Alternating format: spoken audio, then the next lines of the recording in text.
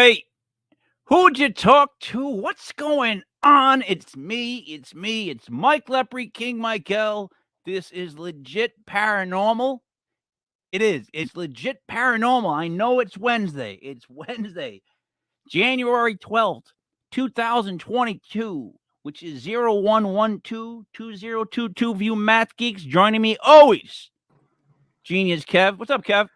Hey, King. No, not too much. I'm, just trying to readjust the rhythm a little bit for a Wednesday night paranormal show. Usually Wednesday is one of my off nights, so gonna try to make sure I bring some energy to the show.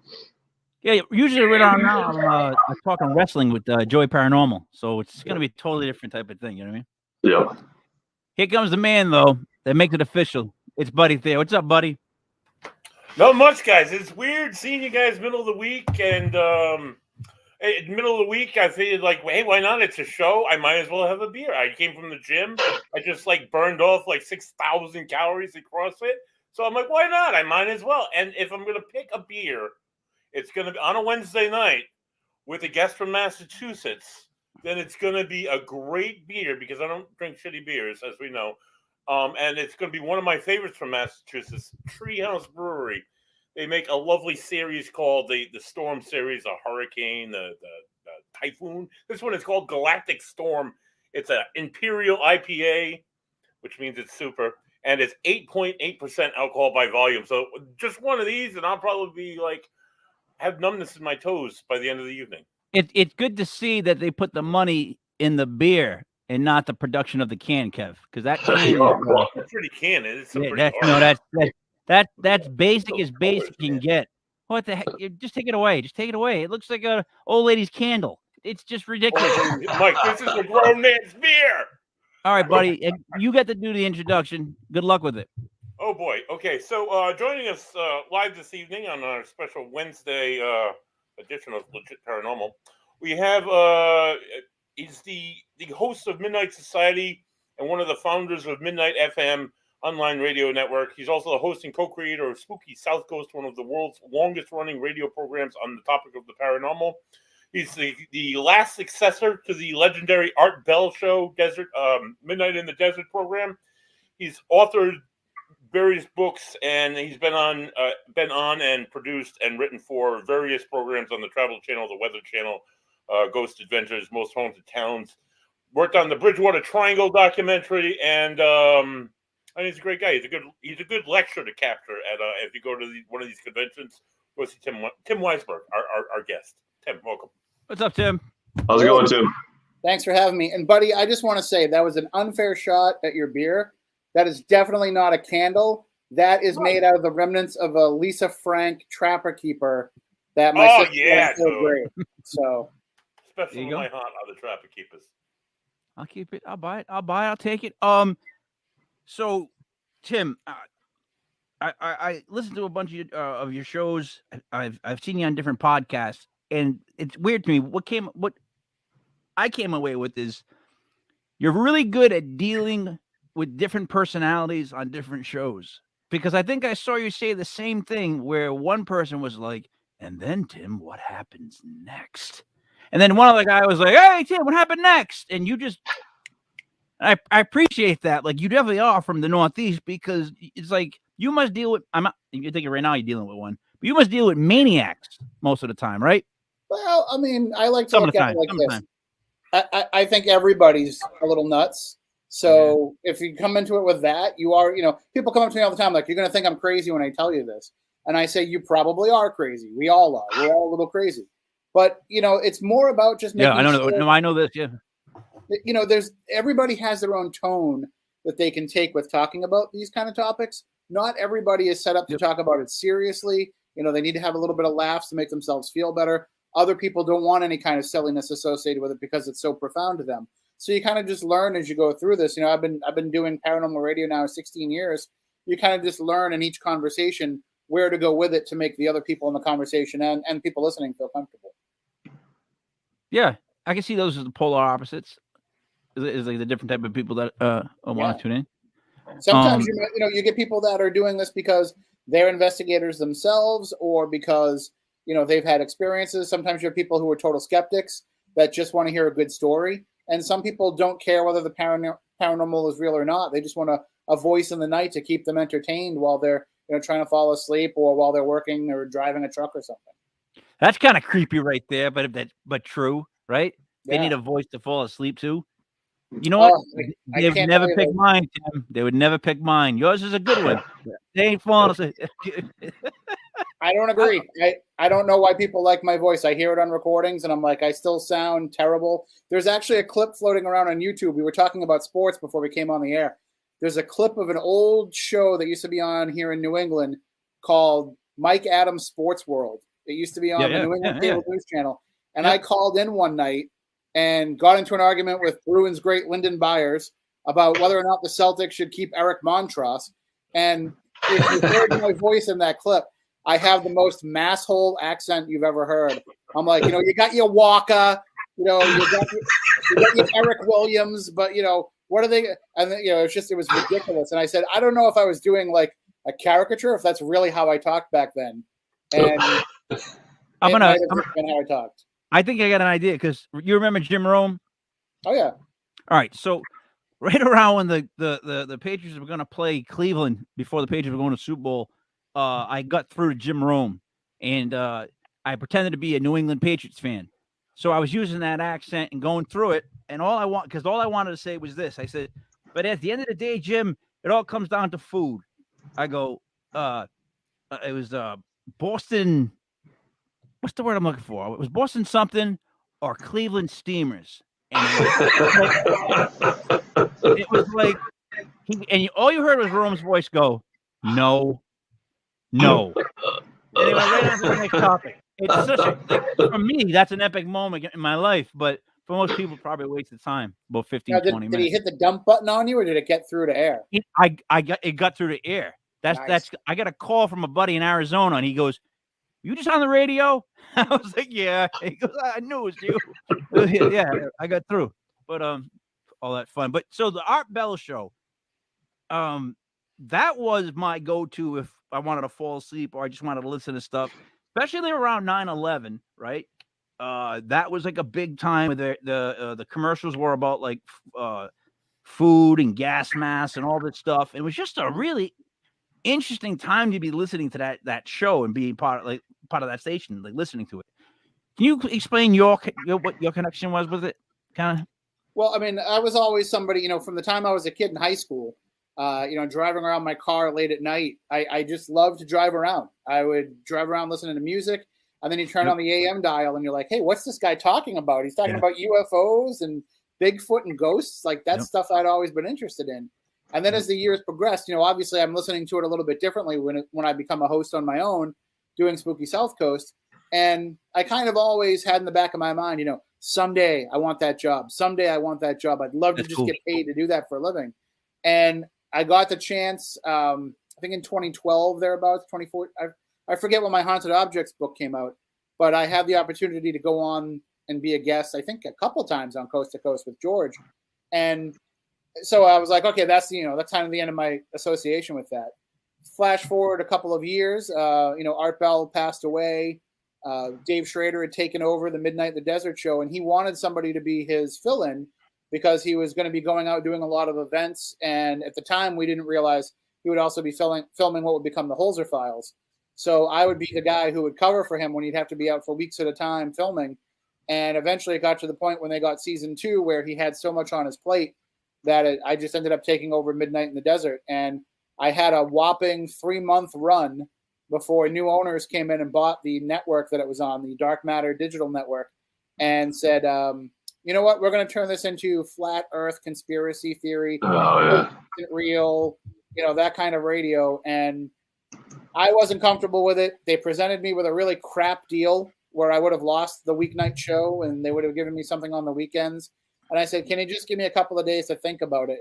And thankfully, they fired me the morning I was supposed to call them to tell them what I wanted to do. So I didn't have to quit. They took care of it for me. And I'm so glad they did because that led to us starting Midnight FM and really being able to kind of redefine what late night talk radio can be. But so you drove the car around for a little bit. I did, and I enjoyed it. I felt a lot of pressure because everybody that was listening was an Art Bell fan or a Dave Schrader fan. So I have to carry in their footsteps. when I did, lose that position and we started Midnight Society on Midnight FM, it was like that weight had been lifted. No more expectations. Now I can just be Tim. I don't have to be doing what people would have expected, Art Bell in 2020 to sound like. Yeah, it's kind of hard to walk into those. Yeah, it's a very tough act to follow because he was doing like 4 or 5 hours a night, which is a long show. And I remember my dad I got introduced to it because my dad used to listen to it and he used to fall asleep to it. And now this is got to be the 80s, and that's how I found it. And I started doing the same thing. It's like everyone that got into that show is kind of a similar story. But as I get older, I'm like, how the heck is this guy doing 4 hours a night every night on that subject matter? And he wasn't like he was phoning it in. Like it was cool. It was interesting. It was fun, and the pace was pretty quick. So yeah, definitely a kind of hard act to follow, especially as years go on and you're competing with the internet and the amount of information people can get and all that stuff. So I commend you for the run. Thank you. Yeah, I mean, I was doing 4 hours when I first took over for him, and I was like, it's not a big deal. I work I'm in my office where I work at the radio station I work at during the day.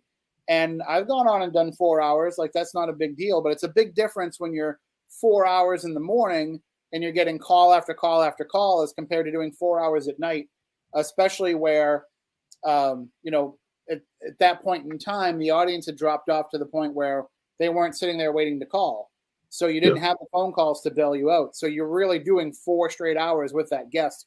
And my producer, Michelle, will tell you, not every guest is built for 4 hours. I mean, I was making some chicken salad at times when I didn't have the right ingredients to work with.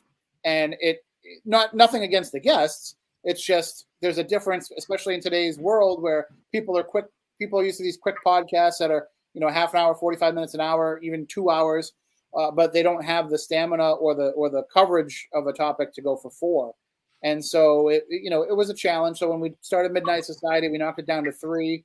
Then we knocked it down to 2. We were doing 5 nights a week, but because of my schedule, we had to cut it back down to just Friday nights. But, still having the opportunity to get there and explore these topics. And it's not a paranormal show. It's a late night show. So we don't have to talk paranormal. I can have on, I've had on guys from Star Trek. I've had on one of my favorite shows. I interviewed Matt Sharp from The Rentals, formerly of Weezer, who gave us all of our theme music that we use. You can just whatever you think that people want to hear when you're driving around late at night. See, here's the thing. So, buddy, I started a podcast platform for our basketball show, our football show. Then there's a wrestling show. But I Sunday night, I'm like, I want to do an Art Bell type show on a Sunday night just because that was like one of my favorite shows growing up. So I wanted Buddy to do it, and I didn't think I was going to have anything to do with it. But it's been now officially over a year. And it's like we've been learning all these different things and like things I've never heard of, right, Kev? Like just it's like a complete some of the cryptids are PowerPoint. But and we've done so many different things. Went on the USS Salem. It was just a lot going on all in 1 year that we took in. And but what I did notice is that the community itself, they don't band together like I've seen in like maybe sports groups or band groups, stuff like that. Then, like, in other words, because I'm thinking, why wouldn't you start a channel? Like, why does everybody think of a show when you could start a channel? And what I'm saying is, everyone goes, oh, I'm going to do a show. And I'm thinking, well, why don't you do a show, have someone else do a show after you do your show, and then just keep adding them. And guess what? You know what I mean? You have programming.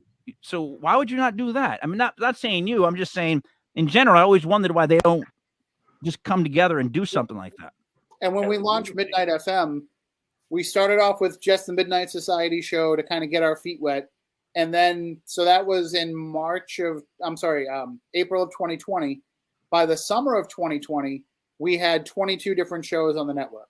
Nice. And if at any point there wasn't a live show being run or a recorded show that was scheduled, the rest of the time schedule fills in with old repeats of my Spooky South Coast show. Perfect. So you could tune in 24 hours a day and hear something. The problem is as we came out of the pandemic and people got back to work, people had less time to dedicate to creating the shows. We had less time dedicated to being able to program the network. And the money, to be honest with you, just wasn't coming in. We went from making thousands of dollars a month when I was on Midnight in the Desert, everybody that was involved, to, I haven't gotten paid for Midnight. I don't think it's, telling tales out of school here. We haven't gotten any money for Midnight Society in like 3 months. And when we do collect some money from it, it's just a couple of $100 each. So it's, it's not the kind of thing that we can dedicate all that time to anymore, but we still want to be able to be there for people and to provide that content. So we keep it alive, hoping that, someday maybe the tide turns in terms of just our own personal lives, that we can dedicate the time to it. We realize a network sitting there without a full network of programming isn't ever going to grow, but maybe one of us has the opportunity in our own lives to be able to focus more time on it. That's kind of what we did with Legit Podcast. It's got the paranormal now. It's got the fantasy sports one. Just doing this show alone has been fun. Like the people that we've met or that it's reached, it's crazy. You know what I mean? And I take everything serious. I always take everything serious. If someone sounds like they're bullshit, then I start to feel like they're bullshit. Like I go by feeling. Like I don't judge anybody when I first talk. Kev, what about you though? You got some bad traits. So what do you think? No, I was what I was gonna ask, and Tim, you kind of got into it a little bit yourself. There is like I listen to some of the Midnight FM. I watch some of the YouTube stuff. You kind of touch all bases. I saw like you have people that are mediums, Reiki, UFOs, abduction, just ghosts, like all over the place. I guess. Sort of where does and it's a great idea for the Midnight FM channel to have all that variety, but kind of where does your heart lie in all this? Like if you if you had to focus on one or one sort of makes you a little more happy than the others, what would it be? I'm a ghost guy. I would have talked about ghosts for the entire majority of my career. Part of it was that we realized that the audience wanted to hear about more. And we figured as we grew and we had the access to people, like, why not talk about other topics? There was a time when, Lauren Coleman was impossible to get for an interview. And I ended up winning him over because he found out I was a sports writer and he's a huge Red Sox fan. So, we're sitting there in the green room of a paranormal conference watching a Red Sox playoff game.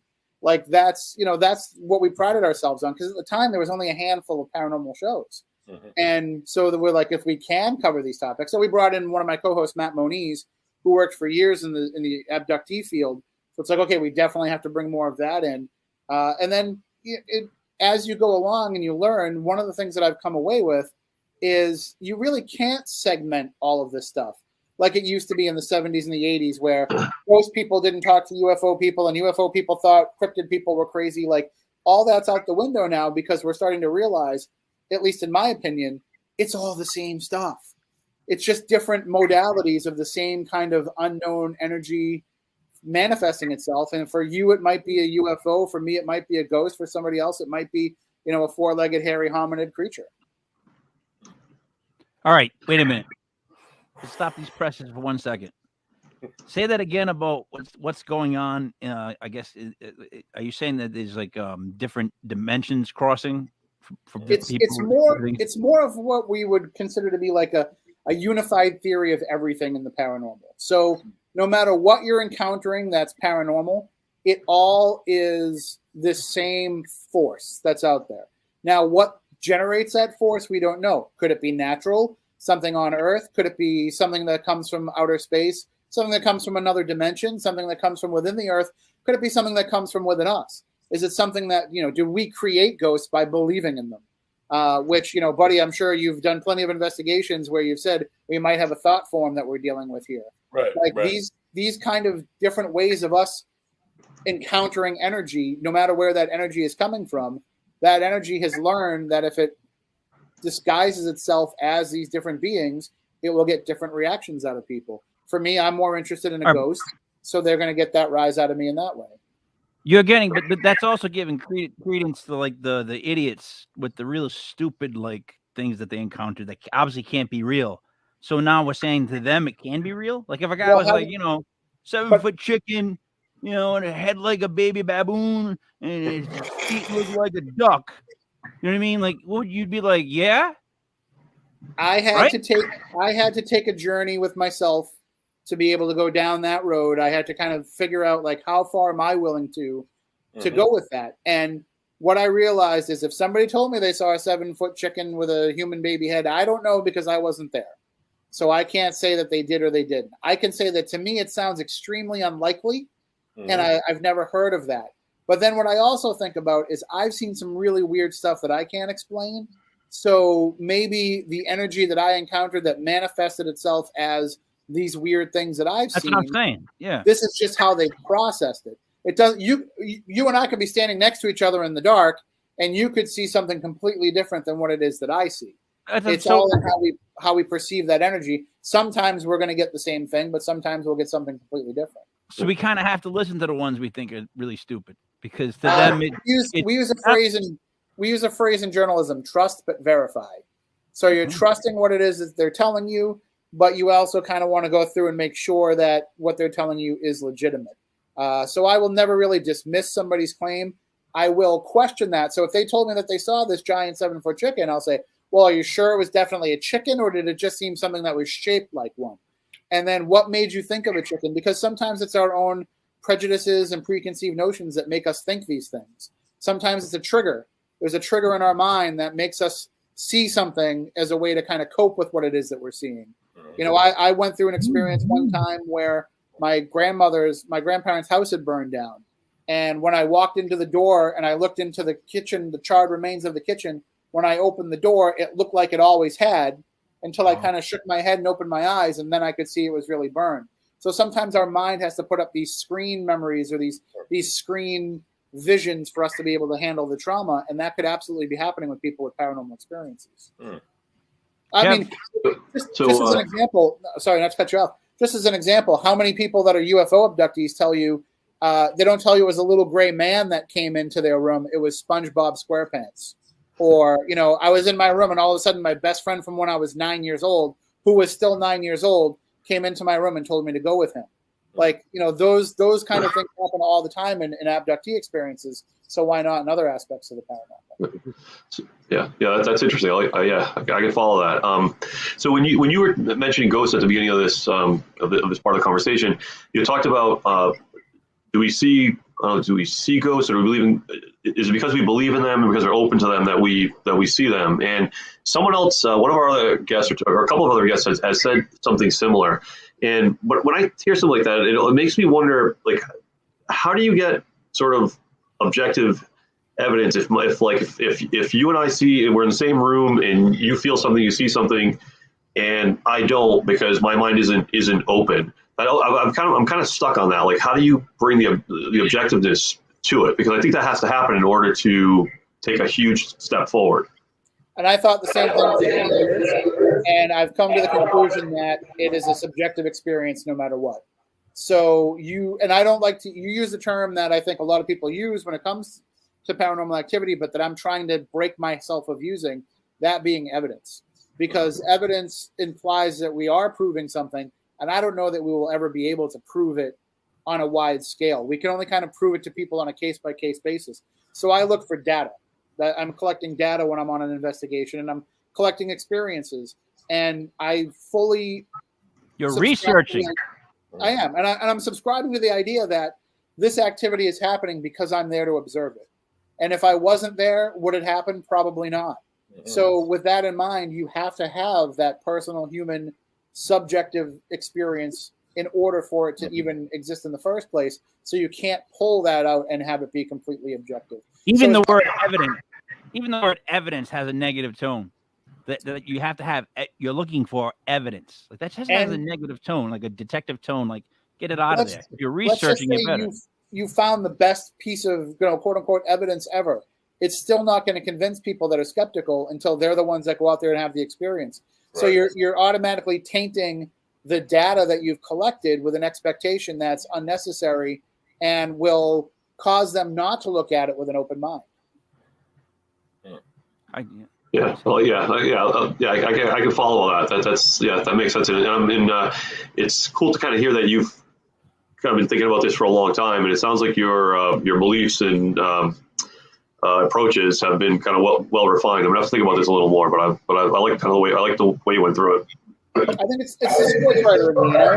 You can't have the same team year after year if you're a fan of a franchise.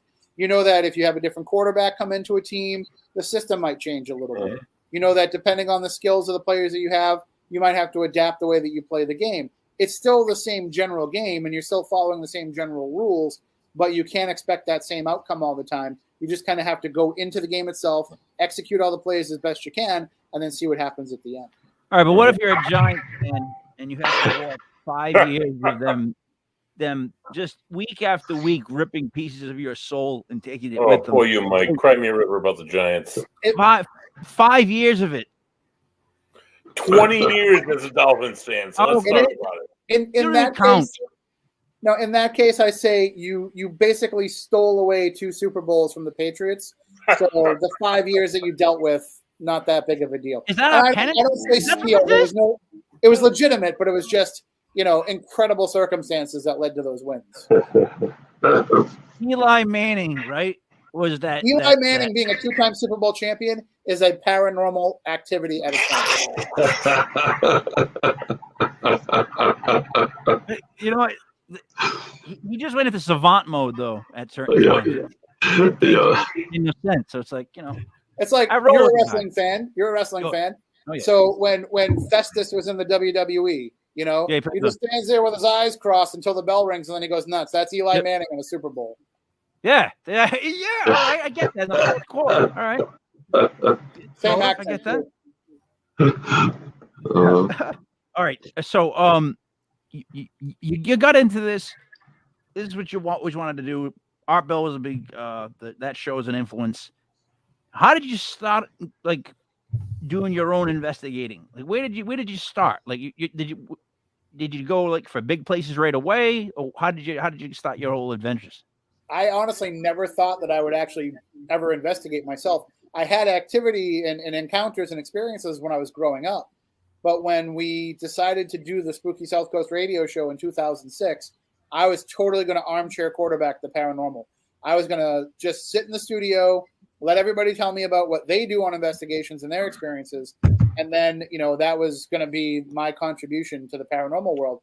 And then about 3 months in, we brought Matt Moniz on the program, and he had been somebody who had been investigating for, I think at that point, 20 years since he was a teenager.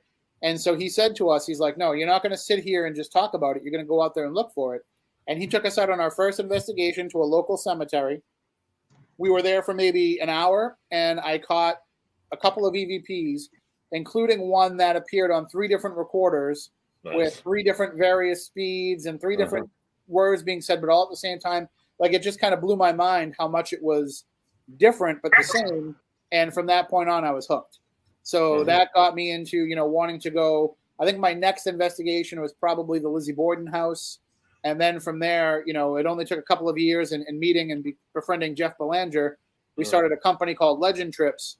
And we spent the next decade or so taking people out to these historic haunts and raising, over $35,000 to help these places stay alive. All right. So wait a minute. Three separate voices at the same exact time. The same voice on 3 different recorders, but one was analog, 2 were digital, or it might have been 1 digital, 2 analog, and each one kind of sounded like something different, even though it was the same voice at the same time. At the same time. So now here's where I was questioning this. So is there 3 versions of that? You see what I'm getting at? Is there I don't want to use the word multiverse, but is there multiple realities going up? Is that why there were 3 different things being said at the exact same time? So if you asked me back then, I would have said it's the same thing being spoken, the same one sentence being spoken by the spirit. And that these recorders, because of their different technologies, not being the same brand and the same model, they took it in different ways, and that affected what it was that we heard out of the recording.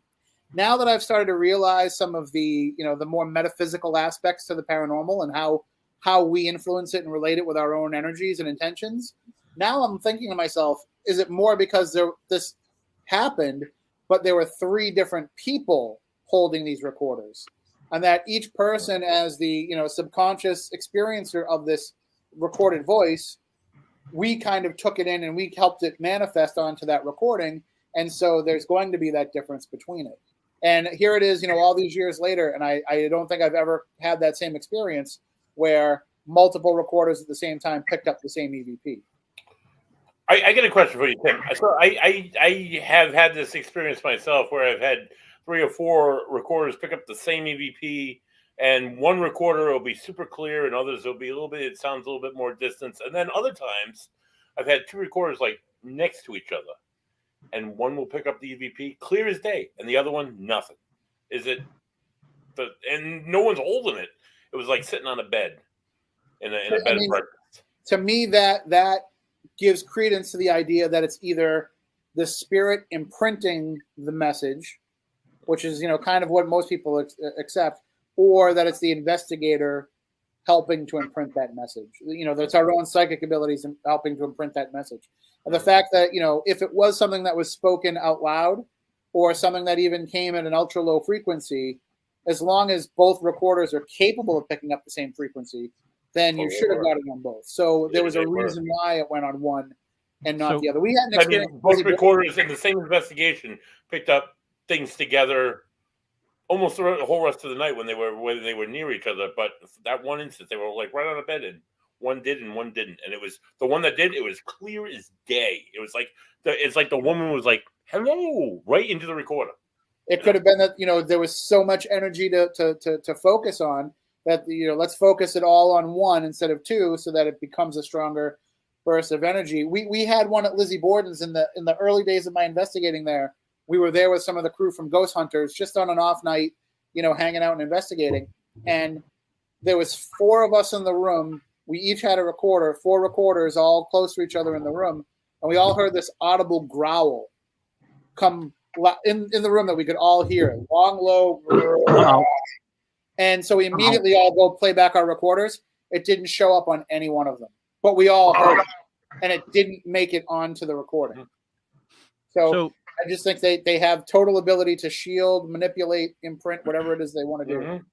So all this stuff is going on around us at all times, and just certain people can see certain things into it, almost like they have moments where they kind of cross over in what I'm trying to say? Like, some people see ghosts, some people don't. So it's going to be happening. It's going to be happening nonetheless, right? For someone to see it. So it's just that they can kind of lean into it and see what we can't.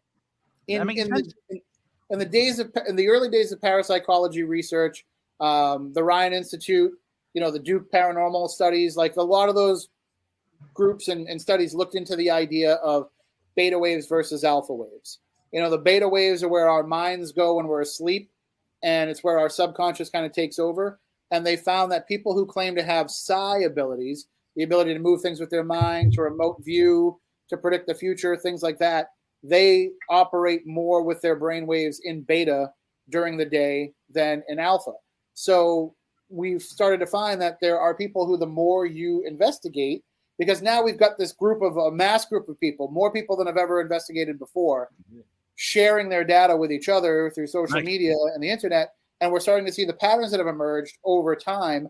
And in these 2 decades of this surge, what we've noticed is that the more people spend time doing this, the more they are kind of operating in those beta waves. And they're already walking into a place and saying, "Oh, I can feel something here." They don't claim to be psychic, but they can pick up on that energy. They kind of know what's going on. So you're able to have more activity happen on these investigations because you're already in a different place than you might have been 10 years ago when you went on your first investigation. It's not a matter of skill, where you learn. I mean, there is some skill that you learn and perfect as you go along, but I also think there's a great degree of your own consciousness paradigm shift as you go through this, getting there to where you need to be. Some people are just naturally already at that level. And, somebody like my friend Stephanie Burke, who co-hosts Spooky South Coast with me, she's a psychic and a medium. She has been her whole life. She was just born into being at a different level than the rest of us. Other people, you have to try to get to it yourself, and not everybody has the chance to get there, but we can all get glimpses of it because we're all capable of it. It's just not everybody lets themselves be. See, Tim, when you say that, I went on one investigation. So I went on the USS Salem, and we won't talk about how I was with Buddy and his group, the Beta group, and Kev ended up in the horrible group. We'll call them Group B for now. But I went in like kind of happy. And my only issue, and Buddy knows, is that I kept staring at people, not at people, but I kept staring. I felt like I had to stare down stuff in certain rooms. I don't know why. Maybe I'm just crazy. But and I would always, like, if I saw a room, I would always try to go figure out where I thought the worst possible place in that room would be, if that makes any sense too. Mhm. And then I would go stand there because I want to just stand there. I caught myself talking in my head a couple times, like just telling people who I was, and I meant no harm. And then a couple rooms I had chest problems, a couple rooms I didn't. And like that's just me being a goof, you know, a chooch going on USS Salem, and I'm just walking around, like, you know, having to like banging, laughing my ass off because Buddy keeps banging his head because those ships were not built for anybody that's 6'4". Dong, dong. But it was like, I don't know. I felt energy. I felt happy in some rooms. I felt not happy in some rooms, and Buddy was with me, so Buddy understands what I'm saying, right? It was a very honestly walking that ship. You go down the stairs and you're on that main deck level. I don't know if you've ever been on the Salem, Tim, and where the mess halls are and stuff. And it wasn't so bad. And then you start going down the hallway. And I don't ever claim to be psychic or have any sensitivity, but I definitely can feel. I don't know. Maybe it's a change of pressure, but holy shit! The more you walk down there, especially when I was by myself, it was an overwhelming feeling. And so, I'll give you a little bit of an idea of what I think might happen there, and then I'll share an experience I had on the Salem recently. Okay. So I do think that there are some physical properties to that ship, and that will affect you if you're open to being affected by it. So just the fact that you're surrounded by so much metal, in parts of it you're underwater. You know, there's a lot of EMF leakage that happens in that ship, as anybody that investigates it knows.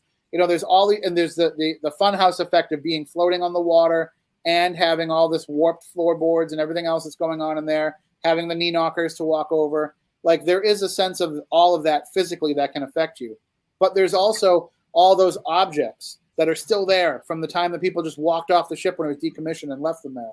There's the museum where they brought in all these objects that have energies attached to it. I don't even like going down to the lowest deck by myself, and I'm usually not afraid of anything. And, you know, so all of these problems will kind of manifest itself in having you feel that way. But I was there in September for the Mass Paracon. It was my first time ever being on that ship with the Greater Boston Paranormal Associates who run the investigation. Don is phenomenal. I love Don. And I had never worked with him before, and I had never heard the stories of the captain, this entity that they had been associating with. So I'm in third mess where I've had a lot of activity. And I'm watching I'm supposed to stay there, and these groups are going to cycle through to investigate. So as I'm staying there, I'm watching the first group do all their experiments, and the thought just pops into my head. This is stupid. This is dumb. Why do you believe in this stuff anymore? Like, look at the kind of idiots that believe in the paranormal. Like, and all these thoughts that are not my own are in my head, things that I wouldn't normally think about. And by the time the second group came through, I was ready to pack all my stuff up, get in my car, drive away, and quit the paranormal forever. At one point, you know, there was people that I've known for a long time that are leading the investigation. I'm like, you're so stupid. Why do you believe that? Like, you just sound like a moron. And my friend Jeff Campbell was there, and he told me, he's like, your face was physically changing. I was worried about you. Like, you did not look like yourself. And when they were telling me about the captain and how it took them a long time for them to convince the captain about the paranormal, because even as a ghost, he didn't believe, it started to enter my mind. And I realized, like, oh, wait a minute. I actually got influenced by an outside intelligence, and I'd never had that happen before. It blew my mind. I talked to Stephanie Burke about it, and she's like, yeah, welcome to my world. You know, that's been happening to me my whole life. So I'm glad you finally got to experience it. But Tim, you just gave me the world's best excuse for the next time I go on the USS Salem with my wife when we're walking around, and I can say anything I want and be like, what do you mean? Remember what happened to Tim? He said it on the show. Was it my fault?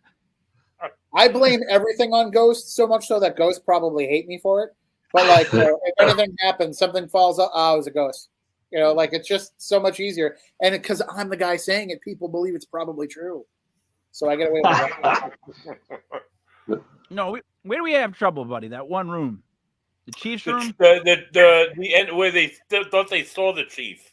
In the end of the very end of the ship. It was the officers' mess hall. where the chief has been seen like multiple times. Third mess. Yeah. That's just a creepy area. And then if you start to even go behind that, in some of the areas, Tim, clear as day. Mike was in the dark corner. He's like, "There's somebody in here. I know there's somebody in there." Like, Spirit, are you in there or where are you, Spirit? And clear as day in my recorder, sitting right on my lap, right next to you. Like, oh, get the fuck out of here! I love it. Oh my god! And then he threw out my last name, and that was like, oh, all right, taking it to the street level. You know what I mean? Like, you're getting dirty with this. Okay. They're saying, I know you. We were doing an event there one time, and I was in third mess, and all of a sudden this like purpley sweet smelling mist comes rolling into third mess. And I went out into the hallway outside, or whatever the next room is, and I was yelling at the two people that were sitting there. I was like, "Stop vaping! You're not supposed to be vaping in here. You're screwing people up." He's like, I'm not vaping. And I was like, "We can see the smoke coming in. We can smell it." He goes, "I'm not vaping." And so then we go back into the room, and it happened again, and so it was somebody who was a relative of a friend of mine, and so I said to her, I was like, "You got to tell him to stop vaping." And she's like, if he says he's not vaping, he's not vaping. So then I was like, well, what the hell is going on here? I was ready to throw this guy off the ship because he wasn't following the rules. And it turned, so I was like, well, the ghosts are trying to get you in trouble. So, well, when we were on the ship, the motor turned on all of a sudden. The engine just went. And I said to Don, "What's going on?" He's like, "I don't know. It hasn't turned on in years." I'm like, "That's not a good sign." Right, this is not a good sign. That's what it felt like. The whole ship was moving. The weird part was that was when it turned into the Love Boat, and you had a couple off at that point. I would love to be on the Love Boat because 1, it looked like fun, and 2, that meant that I had my own sitcom. Oh, and 3, what happened on the Love Boat stayed on the Love Boat. Oh, so that's true. I forgot that. Forget that. Every episode. Put me on the episode with Charo. Coochie coochie. I love Charo. Wow. Tim, would you be a fan of Press Your Luck? Remember back in the day? Oh yeah, the whammies. Yeah. All right, good. It was something from that same thing. I figured as much. All right, Kev, go ahead. No, I was going to ask about Bridgewater Triangle, and areas like that kind of fascinate me because what is it about that particular area, and and especially because you hear about Bermuda Triangle, you hear about other stuff, and being local, I never heard of it until I was kind of an adult, and the size of it, it's not that big, and then you hear all the different stories that happen there, and I guess you as kind of an expert in the space, maybe talk about a little bit kind of what some of your theories are on why it's happening, and then maybe a couple of cool stories on some of the things that you're aware of that have happened there. Yeah, so the Bridgewater Triangle for me is I've expanded my definition of it. Lauren Coleman started off with Bridgewater, East Bridgewater, West Bridgewater, and then Aaron Cadieux and the documentary, they kind of expanded that to being a little bit bigger than that. I think it really goes from, all through Rhode Island, up through to southern New Hampshire, across to the western part of the state. It's a big swath of paranormal activity that happens at a higher rate than in other places. For me, I think that these were what John Keel called window areas. So these are places where you can kind of glimpse into other worlds, other dimensions, whatever you want to call it. To me, I think that there is, and some people use ley lines. I'm not a big ley line person, but I understand the concept. To me, there are these certain places where there is a thinning of the veil, where whatever the energetic grid is that protects us from all the things that would make us go crazy, there's certain spots where there's just not enough of that energy left to cover the whole area. So it's almost like when you have, you rip a hole in your sweater, and you can patch it, but eventually that patch is going to fall off and it's not going to protect it as well. And I think that that's what some of these areas are. And that's why as more activity happens, it actually seems to grow over time. So what you have happen is you've got, you can go all the way back to the colonial era. There's colonial reports from the colonial governor of Massachusetts, 2 different reports from him reporting UFOs, seeing these ships in the sky. And say what you want, but in the 1600s, that wasn't a weather balloon, that wasn't an airplane, that wasn't, all these other things that people call a drone. I know that I've had 3 different UFO encounters now in the Bridgewater Triangle that I can say were definitely not explainable. And you've got sea monster stories, going back to a time when they knew what whales were. So telling me, oh, they probably just ran into a whale and had never seen one before. No, they knew what a whale was. They saw whales coming over in the Mayflower. So if they saw a whale off the coast of Cape Cod, they knew what a whale was. When they're describing these giant sea serpents, that was something different. Can I give you my one issue on that though? What's they that? They drank a lot. Like, they drank a lot. They also had scurvy. They did. They had scurvy and they were malnourished. So they were probably seeing a lot of things. That's what I'm saying. On the Mayflower. But when we're talking about the Puritan era Massachusetts Bay Colony, where you didn't drink and you weren't supposed to believe in these kind of things because you'd be burned as a witch if you did. And people are still coming forward saying that they're having these experiences. I mean, those stand out to me because, nowadays people are prone to believing in the paranormal and talking about it openly. So you have to keep that in mind, that people now have a paranormal mindset when they have these encounters. Back then, they knew that you'd become a social pariah if you talked about these things, yet you still have important people like the governor of the colony saying these things are happening and these things are being reported. So here's the thing with me. Two things. One, being from Rhode Island, we didn't know there was vampires apparently connected to Rhode Island. We learned that. Then we found it funny when they were describing a Tillinghast girl, because we went to high school with two Tillinghasts. They were really tall, blonde girls. So hearing that story freaked us out. But there's been, how do I want to phrase this? Kev, there's been certain stories, right, that we get connected to more. And then there's certain stories that we've had, not that we don't believe them, but it's almost like such a 50-50. Do you know what I'm trying to say? Does it make any sense to you? Mm-hmm. I'm not sure the negative ones. I remember the Tillinghast stuff. Yeah. Vampire stuff we hadn't heard of. Like, yeah. I don't know. Thawing in the ice. Remember the thawing in the ice? Like, that it would bleed after it thawed out. Oh, no, I don't remember that part? Does anybody remember that part of the story? Mercy Brown. They dug her up. They cut her heart open, and it was still bleeding months after she had died. But it was like the winter time, and her body was probably preserved in the ground. Yeah, I mean, and continued to grow hair and nails. She continued to grow hair and nails, and that was that basis for her being a vampire. That her hair grew, her nails grew, and her heart had blood in it, which is all very naturally explainable in modern medicine. Yeah, her hair didn't grow and her nails didn't grow. Her skin just receded.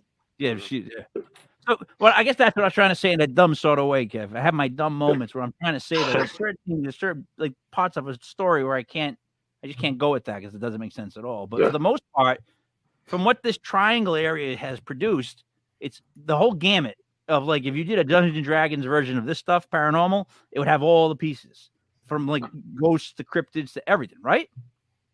But so would a lot of areas.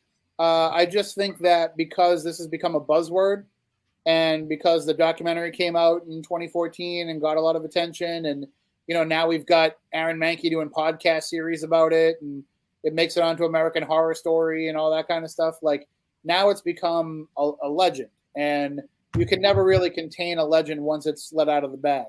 I like to use what I call it the Liberty Valance effect. And buddy, you've heard me talk about this in my lectures. So there's a movie called The Man Who Shot Liberty Valance. Jimmy Stewart plays a lawyer in the Old West who comes from the East to the West, and he runs afoul of the outlaw Liberty Valance. And the aging gunfighter, played by John Wayne, bails him out by killing Liberty Valance, but everybody in town thinks that it was Jimmy Stewart that did it. And he's hailed as a hero, and for years he lives on the reputation of being the man who shot Liberty Valance. At the end of his life, he's telling the true story to a newspaper editor, and when the newspaper editor finally takes down the last of the story, Jimmy Stewart looks at him and he says, "Well, now are you going to print the truth?" And the editor looks at him and he says, "When the legend becomes fact, you print the legend." And that's what we deal with a lot of these places, that eventually the legend outgrows the truth. Case in point, the Assonet Ledge in the Freetown State Forest. Yeah. There's a long told story that was the site of a Native American, camp, a Native American village. Though there was the Native American princess who was in love with the English settler. Her father would not let them be together. So distraught, and some people say the father might have killed the English settler, what have you. But the princess is very distraught. She leaps from the ledge, falls into the deep water below that we don't know how deep it is, and she drowns and dies. and now her spirit is seen wandering that ledge at night, not only appearing to people as a ghost, but also entering their minds and forcing them to jump off the ledge when they might not have done that otherwise. It's a great story and a great legend. The problem is that quarry, that ledge was actually part of a quarry that was dug out in the early 1900s. There was no ledge there at the time of the Native Americans. So like these kind of stories supersede that. And that doesn't mean that the people who go to the ledge and encounter the woman in white and have these thoughts and feelings and have these, visions of an apparition, it doesn't mean they're wrong. Because if we believe in that legend, we bring that legend to life.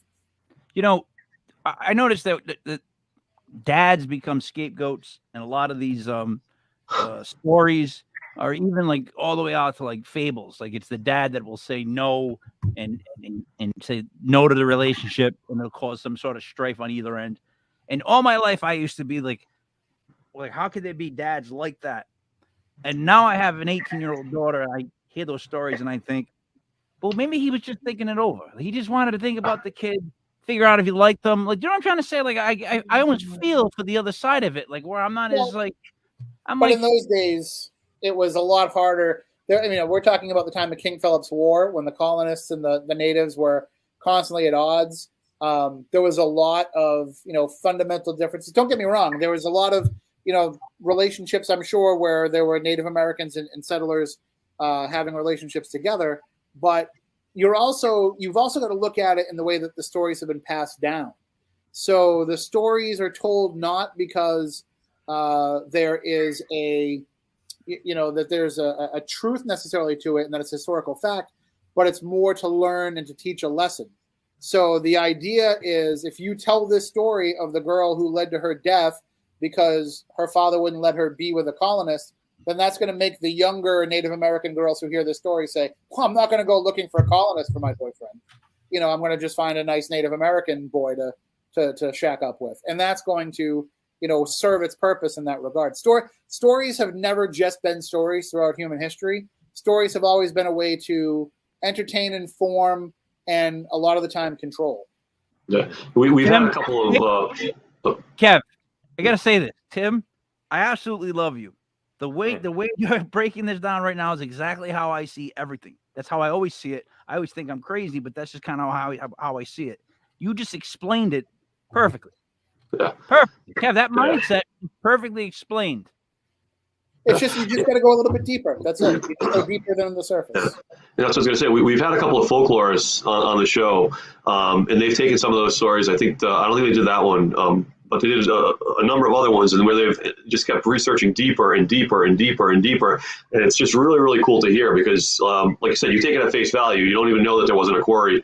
There wasn't any water there at the time of that this legend supposedly happened. And when I first heard it, I was like, there's professional folklorists? How is that a thing? But then you kind of hear like, well, why are there all these vampire stories? Why are there all these other ones? And it's very, very, very interesting. And especially even some of the cryptids like Thunderbird and all that stuff. It's very, very interesting to go back further and further back.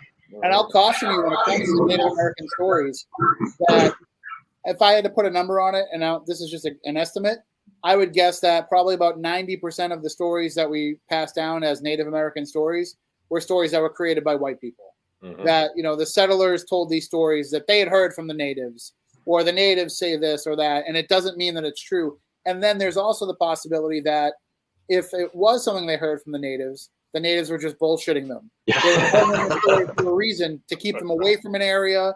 Like one of the things that happened here in the south coast of Massachusetts is, we talk about the Hockomock Swamp, and we talk about how it was the devil's land, and that the Native Americans didn't want anything to do with it. And they would tell the colonists, like, don't go there. You're going to die. That's the place where the spirits dwell. That's where the devil dwells.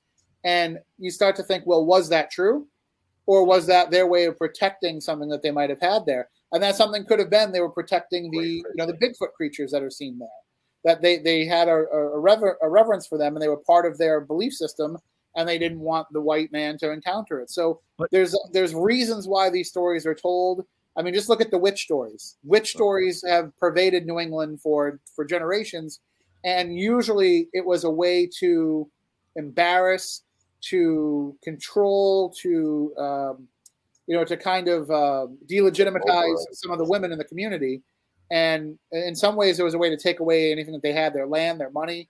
Certainly, you see these, and all it took was if you were a woman who knew how to, cure people's ailments with plants, if you knew how to get animals to mate when they weren't doing it naturally, all these things you'd be accused of witchcraft because a woman was inferior and wasn't supposed to be smart enough to know how to do the things that a man did. So all of these mores of society shaped this culture and this folklore that we've carried forward with us to the point where now, we tell kids to be scared of witches, when in actuality, a witch is really just somebody who appreciates and understands nature. We should be teaching kids to be more like the witches. I mean, that goes to show you what group hysteria can do for you, especially in the Northeast parts. You get people going, and next thing you know, they're burning people. It was, that's a real odd thing. But all right, so you said it happens all over the world, not just in this triangle. This stuff happens a lot, but the triangle might be a little worn down in spots, so there's a little bit of a bleed through. The rest of the world, are there hot spots? Like not one area, but like a decent sized area that's a hot spot that we maybe not know. Yeah, well, we have other areas that we call triangles. Of course, the Bermuda Triangle, I've been there a couple of times and investigated down there. Had some really strange stuff happen. In Vermont, they have the Bennington Triangle. Mm-hmm. But there's other places where they have a residence. A friend of mine lives in Sedona, Arizona. Yeah. And that's a place that has a spiritual feeling to it. I have a friend who also lives on the island of Mauritius out in the Indian Ocean. And there's a lot of strange things that happen out there, including a lot of UFO activity. So you do have these different places around the world where, for some reason, and I honestly think part of it is our own culture and the fact that we're not so open to this. If you go to other cultures where they're more open to spirits and the ideas, spirits walk among them. In Asian cultures like Japan and China, where they honor their dead and they consider them to be around them all the time, they're around them all the time. So you have all kinds of activity, as opposed to here where it's considered an anomalous thing to have a ghost encounter because we tell people from a very young age, oh, it's not real, just ignore it, it'll go away. See, what I'm having a hard time with was we had a medium on Sunday, and my mother passed on the 26th. And one of the things she told me at the end of the show, thank you. One of the things she said at the end of the show was she's going to touch you. You guys remember that? Yeah. All right. So someone's touched me on my back of my elbow twice. Nice. Since that night. And I'm not joking. I wish I was because I don't want this to be. No, listen, I'm not celebrating it. I actually told my mom after the second one that was enough. Like, no more touching. If you want, because it's a weird feeling. It's not like I got pushed. I just felt like someone went twice. I was like, that's twice. I was like, enough. I haven't had it since, which is good. But I felt like I got touched twice. It's the freakiest thing. I'm being serious. But mediums, are they? How do you? Right. This is a big one. How do you cut off the fringe ones and how do you know who to trust? I guess is what I'm saying. So if you had asked me this 16 years ago when I started doing all this, I would have said they're all a bunch of frauds. Yep. But I've learned over the years that is a very wrong approach to have. We all are capable of mediumship. We're all capable of tapping into that. The problem is most of us have that block, that filter, that because we were told ghosts aren't real when we were younger, we kind of lose, that ability. But I look at it like this. Tom Brady, the greatest quarterback of all time, for now until Mac Jones surpasses him. But as the greatest I'm not that much of a homer. I know Tom Brady will be the greatest for a long time.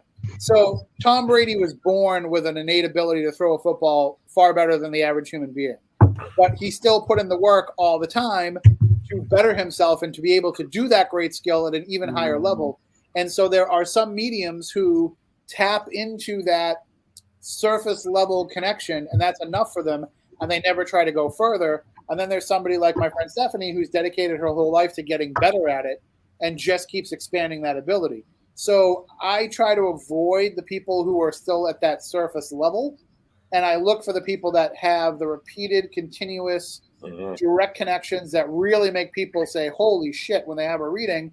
as opposed to the people that just come away and go, oh yeah, she definitely talked to my mother. That was definitely my mother. I want the people that can't come out of there and say, I went into this thinking there was no way she was going to be able to, and then it turned out to be my mother.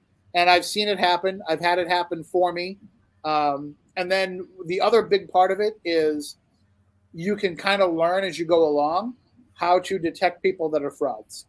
And the biggest way you can detect somebody as a fraud is cold reading. So when they're in a gallery and they're saying, I'm picking up on somebody around here recently lost somebody, starts with an M.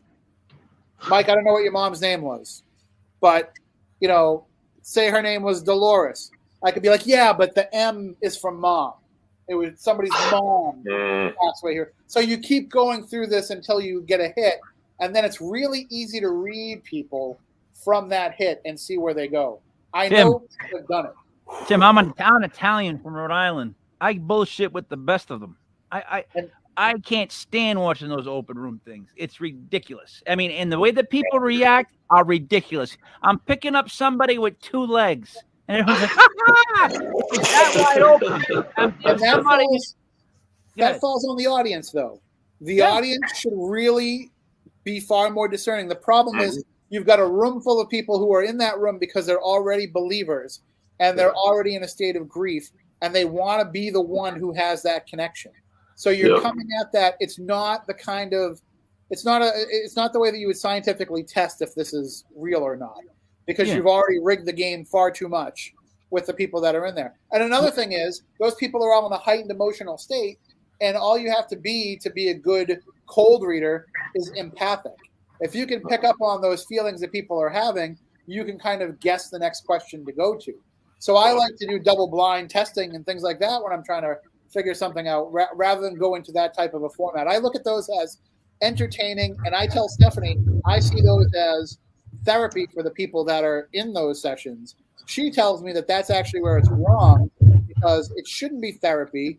It should actually be something that's more directed, and it's not just necessarily for closure for somebody, because the person who's doing it is not a trained psychologist to be able to do that properly. So what ends up happening, and I've seen it happen more often than not, the person who gets that reading then becomes dependent on that medium and starts shelling out $50 every week because they can't go through the proper stages of grief and let them go. A really good medium and a really trustworthy medium is the kind of medium that tells the person after the second or third time they call them, listen, I don't think we should do this anymore. You need to go speak to a counselor because you're not processing this grief properly. All right, so I would want to do a documentary on the people that don't get called upon and call it rejected, and just see how sad they must be and feel like, oh, you know what?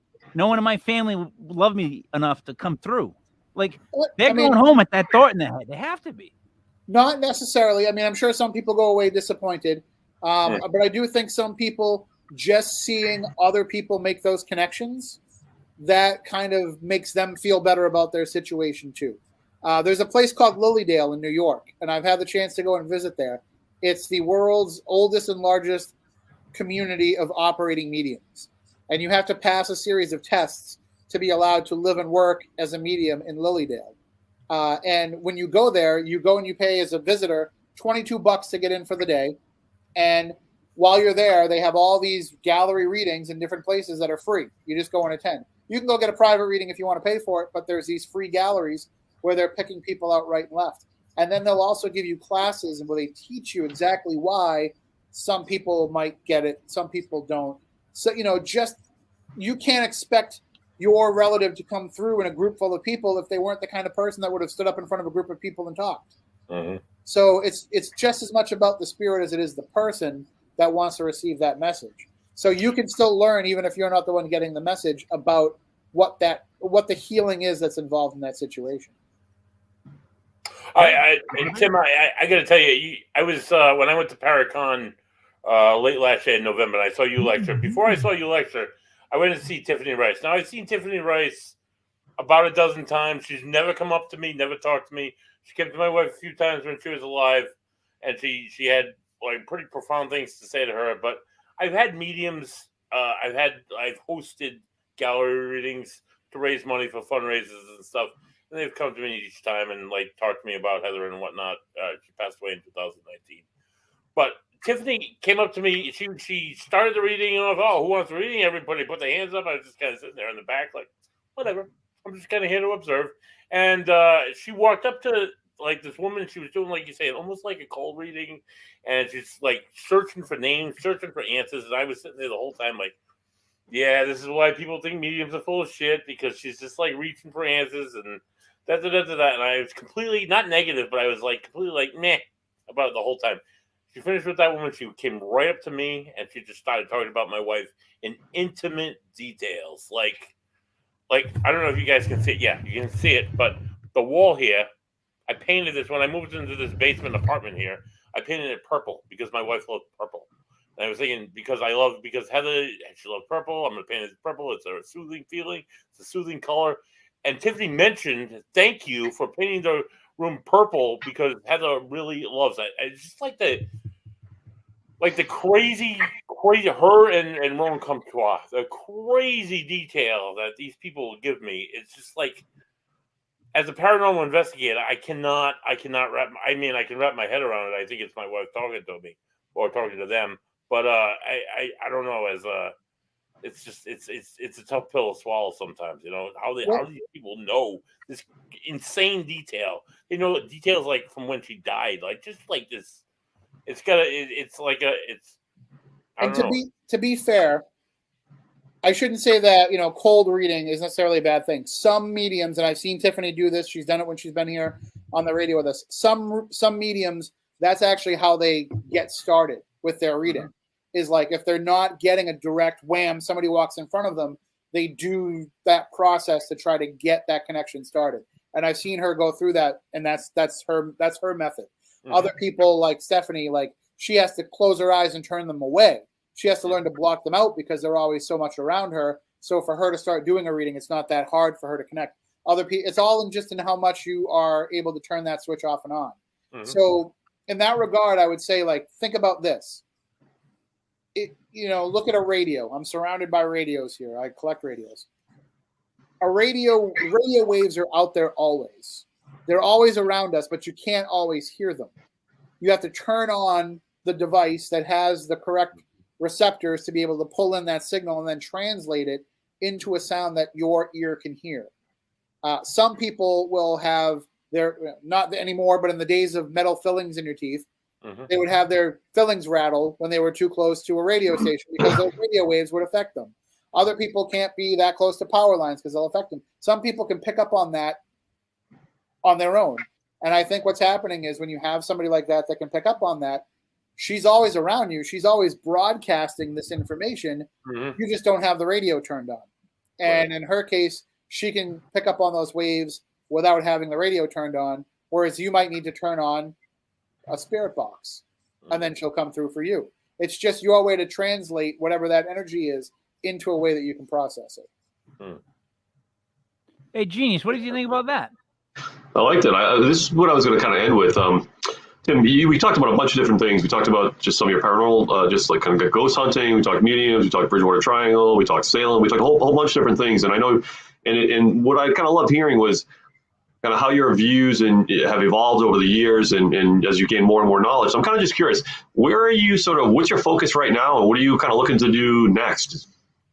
So right now I'm actually working on a new idea that I'm probably going to put together as a lecture and then maybe as a book. But I've gotten out of the prove it business. Like I'm not looking to prove to anybody anymore that this stuff is real. Come on the journey with me or don't. But I need to get more into the why and the how. And I think that's where the field needs to go as in general. Part of the problem with the why and the how, though, is filtering out some of the, like I was saying before, the legend intercepting with the fact. Glitz in the glam. So I'm working on something now to look at history that's both true and untrue and how that affects the way that the paranormal is investigated. Because how many times have we gone to places, buddy, where we've had encounters with these spirits that we've heard about from other people, and when you get into the research, you realize that there's no reason for that spirit to have. Doesn't even exist. Yeah. My current case right now, they thought it was a funeral home, and there's nothing historically to even like remotely suggest that. And so I want to figure out what that means and why that happens. I think I have an answer. I think it's because of us, the living, and the way that we infect the energetic environment around us. But I want to look into some other, cases like that a little bit more in depth. They thought the house was a funeral home at one point. They did. Well, it's not a house. It's a business right now. It's actually a restaurant right now. But the history points to like convenience store, bakery. Was it Italian owned? Italian. It's originally an Italian home. No. Right now. I'm trying to be serious here because I'm being serious too, Michael. they used to have showings. The original owners were Italian, and I can show you their immigration record. But there's no record from the point that the building was built in 1932. Even before that, the land before that, there's nothing to suggest that it was a funeral home. But no, what I'm saying to you is though, if it was Italian owned, there's a decent chance that somebody dead might have been shown off in that house at one point. Right, because probably. You show them off in your own house around here. That's what they used to do. They used to do that. Maybe going 2 generations back, it used to be in your house. Well, I mean, buddy, you probably encountered this around here with these investigations. We would bury our families on our own property, right? Because there were no church graveyards around here. So honestly, I'm involved with a local historical cemetery restoration group, and there's a cemetery in Smithfield, Rhode Island, town that I'm in now, and the historical cemetery is like here. There's a gravestone here, and then the house foundation is like right here. It's like right on top of it, so you know that they built on top of a cemetery. There's like no, and the house is ridiculously haunted. All I can think of was poltergeist. Yeah, you left the bodies, but you moved the headstones. Right, like poltergeist. Yeah. Yeah, which is that movie. I was between the tennis balls and the goop and all the catchphrases that woman had. That little lady was my favorite movie of all time. Oh, it was scary just seeing the picture. Like it would be in the back of comic books. I got a couple comics that have a picture of her in just the TV screen. Mm-hmm. Actually, they might have been magazines like Cracked or something like that. But I remember seeing the promotion for it. Even that picture scared the crap out of me. Little girl staring in front of a TV that was glowing, and you're like, "Shit, what is going to happen now? Nothing good." Yeah, but Tim, that sounds really cool, really fascinating. I love the angle, especially with the history part you were just talking about how the living and the investigators and the energy might be impacting kind of what actually happened there. That's really cool. Thanks. The history and the haunts. Yeah, cool. Buddy, what do you got? Okay, join us again. I mean, Tim, I could talk to you for hours about history and the paranormal, and then everything else that you have in your show. And we will. We will. I'm sorry. We'll try and have you back again and do another special Wednesday night because it's nice to have a beer on a Wednesday night. But join us next week. Join us on Sunday. We have from the halls of the Gardner Hill Asylum for over 13 years, entertained Southern New England through through podcasts, cable access, TV shows, YouTube, TikTok, Twitch, all that good stuff. He's also a paranormal investigator who has investigated in the Payne House in Rhode Island and Smith's Castle in Rhode Island, Fort Adams in Rhode Island, which is a phenomenal place. Various other places with various other investigators. Chuckles the Clown will be joining us on Sunday. Wait a minute. Time out. We're having a clown, guys. We're having a clown. He's not here to amuse you, Mike. Wait a minute. Stop. He's just a clown. He's not here to amuse you. Listen to me. Are you saying that this guy's like a clown, like a bozo, or are you trying to tell me that he dresses up like a clown? He dresses up like a clown, and he does horror and paranormal stuff as a clown, and he'll come on the show as Chuckles the Clown. I don't. Kev, I'm busy. I can't. I'm going to be sick. I'm going to. He's not here to amuse you. He's not here to amuse you. Tim, buddy, I saved the whistle for sports shows. You're getting the whistle. This is. I don't know if I can do a clown doing horror. Chuckles paranormal talk. Tim, I've known Chuckles for years. Chuckles is a great guy. He's a historian. He comes from a long line of historians, and I met Chuckles or Charles, if you will, in another historical organization, and he's a phenomenal guy, and he's going to make a great guest. I'm not worried about his sort of skills and capabilities. I'm worried that I'm going to be terrified hearing this stuff from someone that looks like a clown, because clowns are scary enough as it is. He's a creepy motherfucking looking clown. Yeah, If not a happy time. I was afraid of clowns, I would be afraid of Chuckles. But I like Chuckles because he's a good Yeah, it's clown. gonna be great when nobody watches the show because they're scared of goddamn clowns. What do you think of the show? I wouldn't watch it. There was a clown on it. I understand. You know what I mean? If he can do balloon animals, though, he's in with me. He might be able to do balloon animals. Tim, I really appreciate it. I've seen so many things that you've done, and you break things down perfectly. You can tell that you've been doing this for a long time. You can tell that you've been involved in certain things, and I can tell you what. You can tell that the sports angle helps you. That sportsman drive helps you in everything else. It's just a way of breaking things down. But thank you again for being on. Is there anything you want us to promote before we go? Nope. Just people can tune into Midnight Society Friday nights at Midnight FM. That's midnight.fm. You can subscribe there and hear all of our past episodes. And then Saturday night, Spooky South Coast. That's at WBSM.com or SpookySouthCoast.com. And then at our SpookySouthCoast.com site, we have a couple of events coming up that we'll be doing this year at the Wayside Inn in Sudbury, Massachusetts, and the SK Pierce Mansion in Gardner, Massachusetts. And plus, we'll be doing a whole bunch more that we just haven't put up there yet. So, after the last couple of years, we've got to help these historic places stay alive. You know, what's funny is before you said all that stuff, you actually said, nah. Go back and watch the tape. Tim goes, nah. And then he goes, boom, and the 6 or 7 things in a row. That's low-level promotion for me. Yeah. I'm just busting chops. All right, I had a great time. So for Tim Weisberg, for Buddy Thayer, for the Genius Kev, it's me, Mike Lepre, King Mike L. This was Legit Paranormal, brought to you by legitpodcast.com.